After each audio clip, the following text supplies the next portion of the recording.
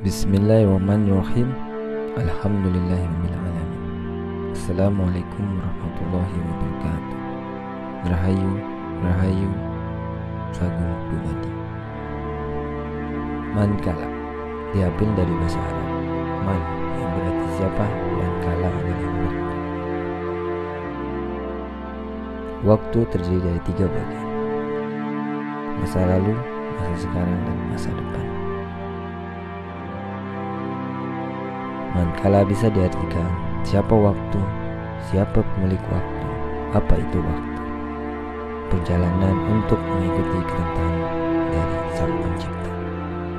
Berasal dari Allah, kembali kepada Allah. Dalam dihantam siang, tinggal dihantam siang. Sangkan panah dumani. 3 bagian waktu ini kita bisa pelajari seperti busur panah. Makin ditarik ke belakang anak panahnya, mengenal masa lalu. Makin tepat dan cepat kita mencapai target di masa depan. Kanjeng Sunan Kalijogo berpesan dalam lirik iri, mumpung padang rembulani, mumpung jembar kalimani, mumpung kita dikasih kesempatan, kesehatan, dan kemampuan. Udah saatnya kita untuk bergerak, berproses dalam perjalanan waktu, menampaki ruang-ruang kehidupan, berjalan melangkah menuju ruang yang berbeda, berjalan menghargai proses, menggapai manusia mulia.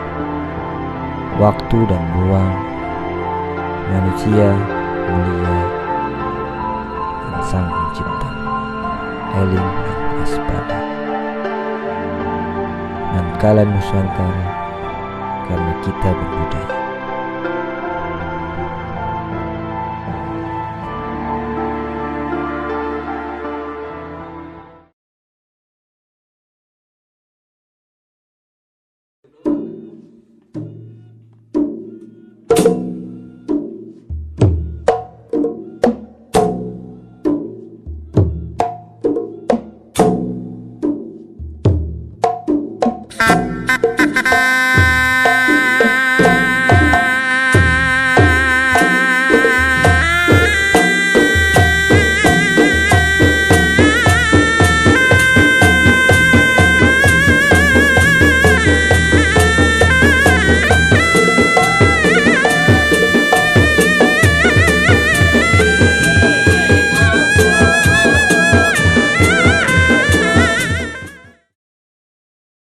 Bismillahirrahmanirrahim. Alhamdulillahirrahmanirrahim. Assalamualaikum warahmatullahi wabarakatuh. Waalaikumsalam warahmatullahi wabarakatuh. Sampurasun. Ramses.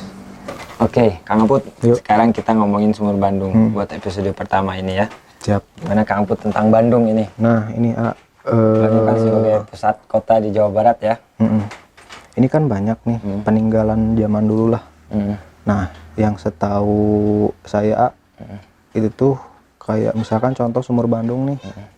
Sumur Bandung katanya sih peninggalannya dibuat sama Winatakusuma kedua. nah, yang sebenarnya itu apa sih ya? Jadi Itu. kita belah dulu sih kota Bandung ya, sepengetahuan kita gitu. Jadi Bandung itu kota yang baru.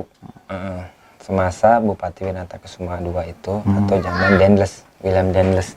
Oh, berarti pembuatan sebelum Anyar Panurukan itu kan.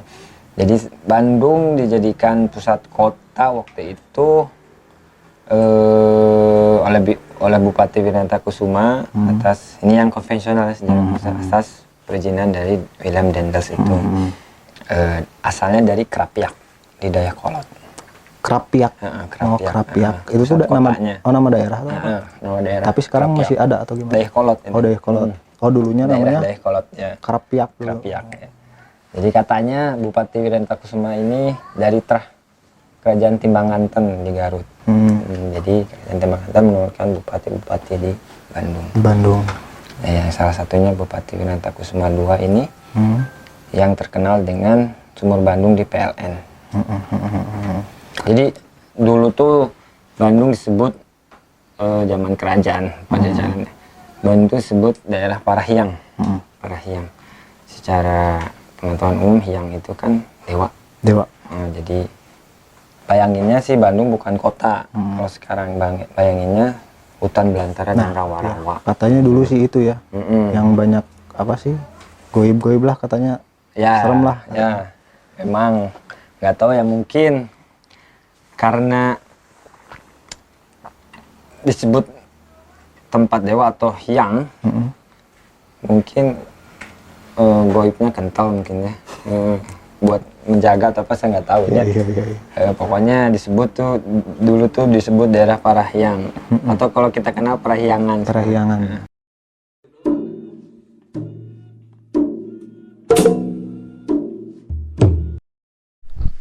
Banyak versi memang tentang Sumur Bandung ini. Versi yang pertama ketika Adipati Wirantakusuma II yang menjabat Bupati Krapyak atau Dayakolot berencana untuk memindahkan ibu kota ke tempat baru, beristirahat lepas lelah di pinggir Kali Cikapundung. Dahulu wilayah Bandung merupakan hutan belantara terkenal kuat, wingit lah disebutnya. Lalu Bupati Wirantakusuma II ini menancapkan tongkatnya ke tanah tak jauh dari tempat duduk beliau waktu beristirahat di sekitaran pinggir Kali Cikapundung ini. Ketika tongkat dicabut, keluar air, kemudian menjadi sumur, lalu memilih tempat ini sebagai ibu kota baru. Diajukan ke Daendels yang saat itu menguasai pemerintahan, kan dulu kita dikuasai oleh Belanda kan, sebagai penjajah. Dan ada yang versi yang kedua ketika yang versi kedua ini sedikit berbeda. Adipati Wirantakusuma II saat akan memindahkan ibu kota melakukan napak tilas mencari keberadaan Sumur Bandung yang sempat dilihat pada zaman, bukan dilihat ya, dibuat maksudnya, sempat dibuat pada zaman kerajaan Galuh Pakuan Pajajaran, ditemani oleh patihnya Mbah Jambrong sebagai penasihat spiritual atau religi, Mbah Janalim sebagai penasihat lingkungan alam, Mbah Dita sebagai penasihat kedikdayaan atau keamanan, dan mencari tempat untuk pusat kota, maksudnya daya kan kota ya, untuk ibu kota barunya. Sumur Bandung ketemu, Sumur Bandung yang kuno itu ketemu, kemudian mencari pusat daya itu. Perjalanannya tuh katanya seperti ini. Pertama ke Cikalintu tuh di daerah Cipaganti, lalu ke Balubur Hilir, ini kalau sekarang tuh balai kota, lalu membuat tempat tinggal sementara di Kampung Bogor. Terus sekarang yang kita kenal tuh Kebun Kaung. Lalu katanya Adipati Wirantakusuma ini melihat cahaya di daerah Sungai Cikapundung, pinggiran Sungai Cikapundung itu. Lalu setelah berdiskusi dengan patih-patihnya, semua setuju sumber cahaya itu dijadikan pusur daya tatar ukur ya, daerah tatar ukur. Katanya ceritanya tercatat tanggal 20 Oktober 1794. Oh iya, ini nih setahu kita nih, Sumur Bandung itu ada 3. Iya betul. Di PLN, sama di Palaguna, sama di percetakan. Gedung percetakan. Nah, tahu saya katanya gedung percetakan yang sekarang jadi lapangan parkir. Nah, terus ada satu lagi itu di Bojong Emas. Ya, yang katanya sama yang di PLN. Nah, setahu saya juga namanya sama, Sumur Bandung. Namanya sama kan ya? Di Selokan Jeruk itu. Saya sih pengen lebih tahu sejarahnya lah. Jadi ada yang di Sumur Bandung di Selokan Jeruk. Memang kaitannya erat itu Sumur Bandung itu, nama Sumur Bandung itu kaitannya erat dengan cerita Eyang Prabu dan permaisurinya, Nyi Mas Kentring Manik Mayang Sunda. Jadi banyak cerita yang tersebar itu kalau Sumur Bandung itu diperuntukkan untuk Nyi Mas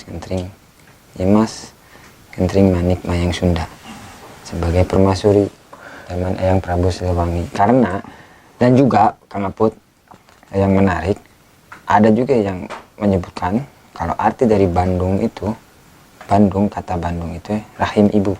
Oh, rahim ibu.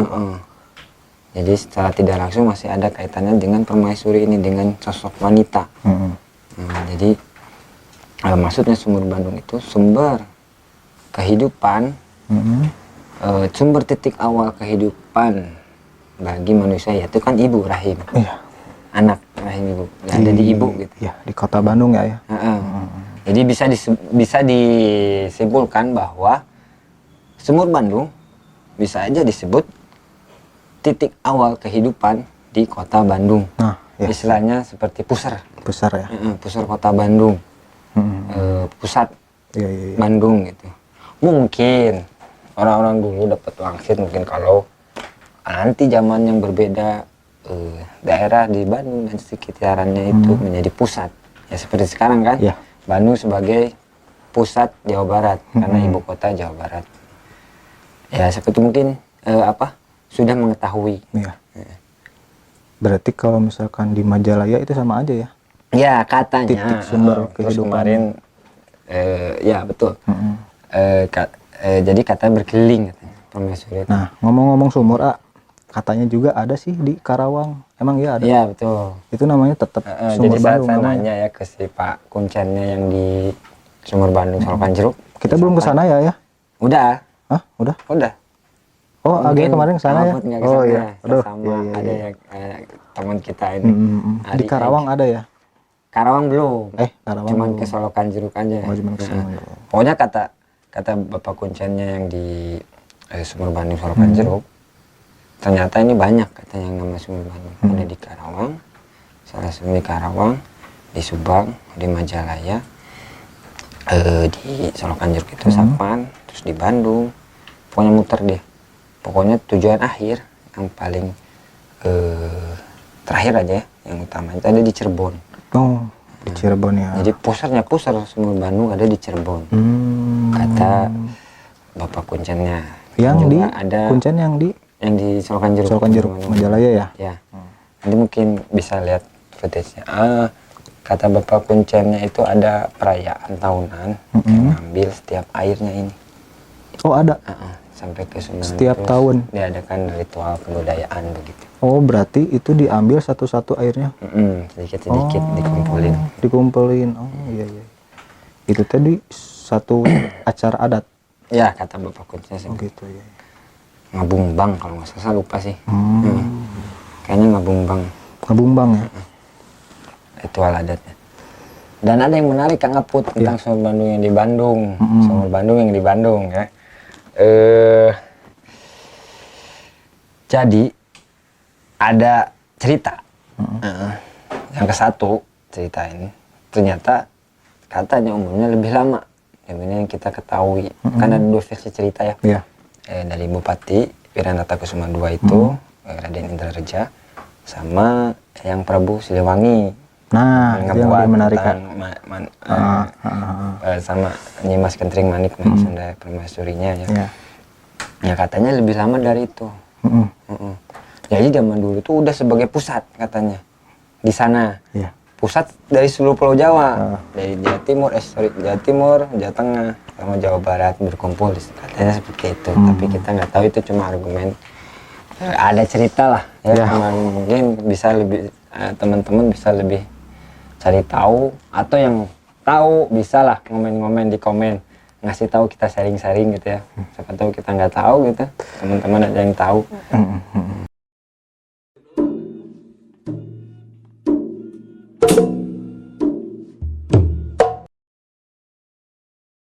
Dan yang versi ketiganya ini memang keberadaan ketiga sumur Bandung ini yang berdekatan ini dibuat oleh Eyang Prabu Siliwangi bersama Nyimas Kentring Manik Mayang Sunda permaisurinya saat melakukan perjalanan rumah sementara ya, tempat menetap sementara, karena mungkin pada zaman ini daerah Bandung belum terdapat peradaban, maksudnya peradaban kalau kita istilahkan sekarang itu perkotaan, tapi lebih ke hutan belantara. hutan belantara yang disucikan. Makanya mungkin namanya itu Parahyangan, tempat tinggal para hyang. Ini versi terakhirnya. Ternyata sumur Bandung ini merupakan sumur yang kuno, bahkan jauh sebelum masa kerajaan Pajajaran. Jadi sumur ini sudah eksis, sudah ada.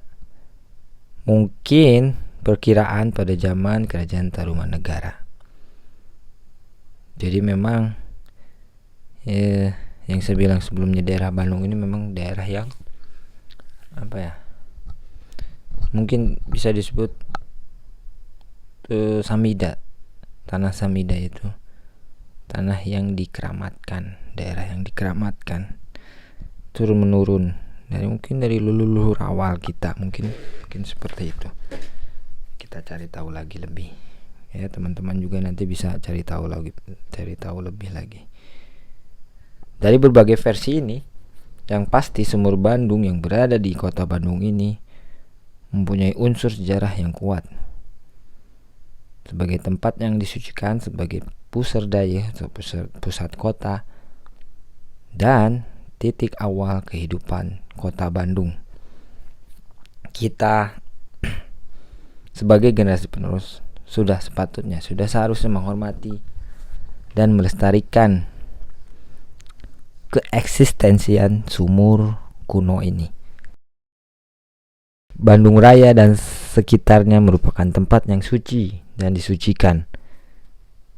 Memang dijaga oleh leluhur kita ini. Terlihat dari utara dan selatannya dari kota Bandung ini terdapat gunung-gunung keramat yang dikeramatkan dan situs-situs keramat. Dendels dan Belanda dan juga penjajah mengkomersialkannya.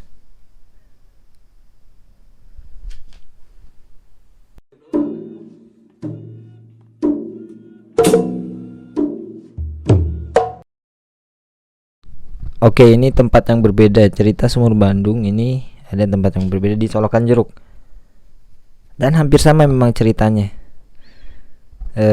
Sama terkait dengan sosok Dimas Kentring Manik Mayang Sunda dan Eyang Prabu Siliwangi kalau yang di Colokan Jeruk ini. Dan terdapat juga sama patih-patihnya atau penasehatnya itu Eyang Aji, Eyang Jangkung, Eyang Balarante. Konon katanya beliau ini penguasa Tatar Sunda, ketiga tokoh ini. Untuk Eyang Jangkung ini kita menemukan nama yang sama di situs Karanggantungan di Majalaya. Di sana ada makam yang dipercaya makam dari Eyang Jangkung. Kita belum tahu apakah itu tokoh yang sama. Nah, nanti kita akan membahas tentang situs Karanggantungan ini di episode selanjutnya. Nah, ini kenapa banyak yang mengaitkan keberadaan sumur Bandung ini dengan tokoh Nyimas Kentring Manik Mayang Sunda, yaitu permaisuri kerajaan Galuh Pakuan Pajajaran. Beliau merupakan putri Prabu Susuk Tunggal. Konon beliau seringkali mengunjungi daerah-daerah terpencil kerajaan, didampingi pengawalnya. Kedatangan ke daerah tersebut untuk pembukaan daerah baru. Setiap pembukaan ini ditandai dengan terlebih dahulu membuat sumur Cikahuripan, sumur kehidupan, karena air kan ya. Bukan hanya untuk pengadaan air bersih ya, tapi juga ada unsur yang lain itu memiliki fungsi spiritual, sakral dan filosofis. Sumur Bandung itu bisa disebut sebagai sumur rahim ibu, karena rahim ibu kan sumber awal kehidupan di dunia ya, ke realitas nyata.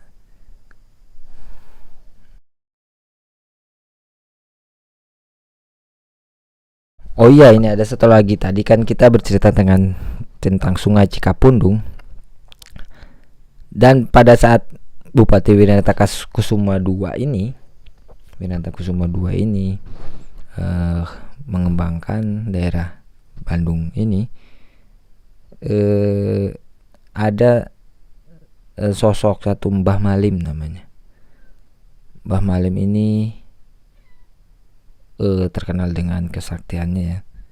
Jadi katanya beliau itu membersihkan Taman Neterakan Sungai Cikapundung, karena mungkin zaman dulu itu Bandung kan banyak rawa dan hutan dan terkenal angker katanya. Mbah Malim ini yang menolong Bupati Winatakusuma. Karena sebelumnya Mbah Malim juga pernah membersihkan rawa geger Hanjuang tepatnya. Itu di selatan ujung Berung. Nah, karena pencapaiannya ini, Bupati Winatakusuma II meminta tolong untuk membersihkan juga Sungai Cikapundung.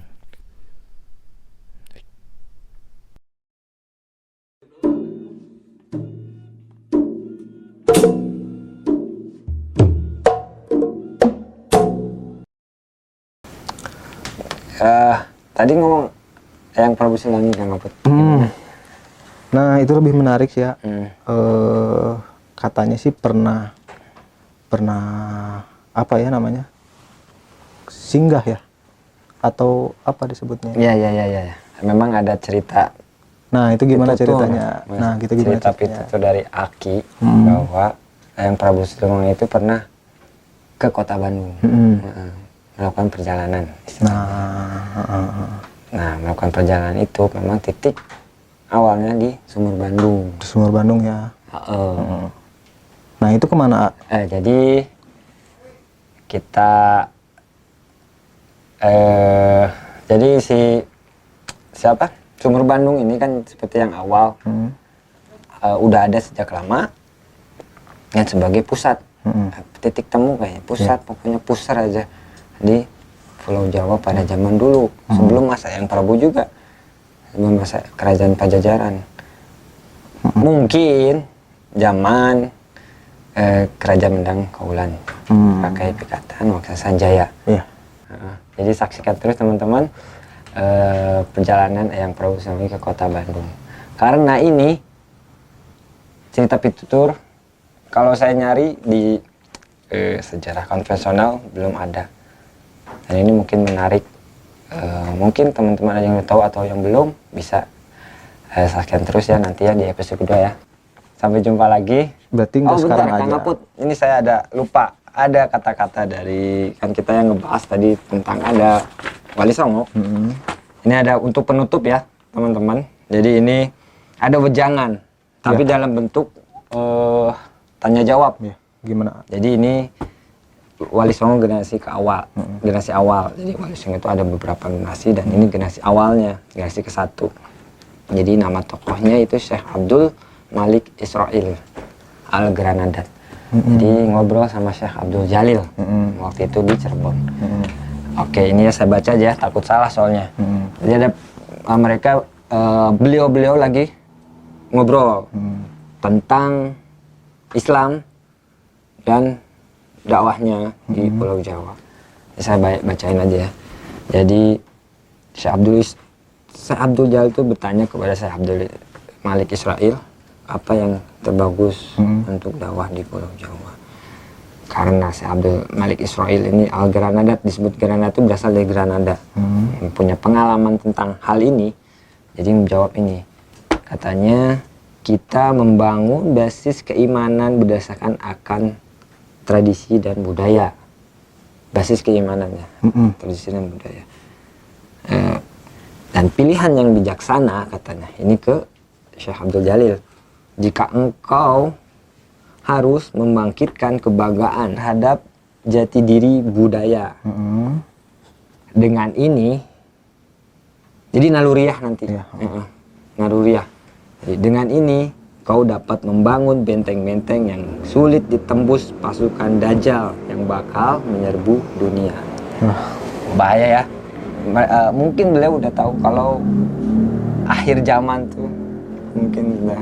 Jangan ya, ya. Mungkin sekarang banyak yang belok-belok. Isu-isu mengadu domba ya, kalau bahasa Belanda itu divide et impera. Iya. Nah, ini pesan dari junjungan kita Wali Songo. Kayaknya Wali Songo saya awal ya, Hmm. tahun 1400-an, pokoknya awal banget. Zamannya ini Maulana Malik Ibrahim, Syekh Maulana Malik Ibrahim. Oke, terima kasih teman-teman. Terima kasih telah menyaksikan Mankalah di channel Sunda Kala. Seperti biasa, kalau ada yang tahu atau apa, kita sharing bareng di komen, kasih tahu ke kita. Kalau ada yang tahu atau yang mau nanya, boleh kita berinteraksi ya. Ya kita mah cuman sharing ya. Sharing. Karena kita belum tentu benar dan kita belum tentu salah. Jadi kita harus terus mencari dan berpikir, merubah pola pikir kita ya, untuk terbuka terhadap ilmu-ilmu, apalagi yang kita bahas tentang ilmu-ilmu leluhur-leluhur kita ya. Karena tanpa leluhur kita nggak akan ada, ya kan? Ya. Ya gitu ya, Pak Put ya? Betul. Oke, Kang Aput, kita tutup aja. Ya, sampai jumpa lagi. Assalamualaikum warahmatullahi wabarakatuh. Waalaikumsalam warahmatullahi wabarakatuh.